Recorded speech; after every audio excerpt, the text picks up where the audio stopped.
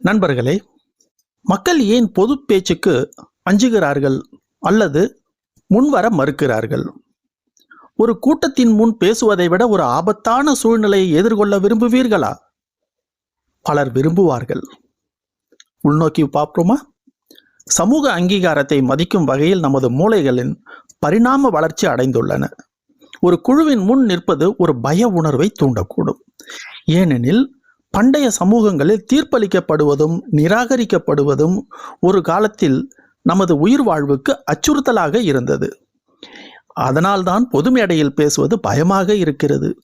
நல்ல செய்தி என்னவென்றால், நீங்கள் எவ்வளவு அதிகமாக பயிற்சி செய்கிறீர்களோ அவ்வளவு அதிகமாக உங்கள் மூளை பார்வையாளர்கள் ஒரு அச்சுறுத்தல் அல்ல என்பதை கற்றுக்கொள்கிறது.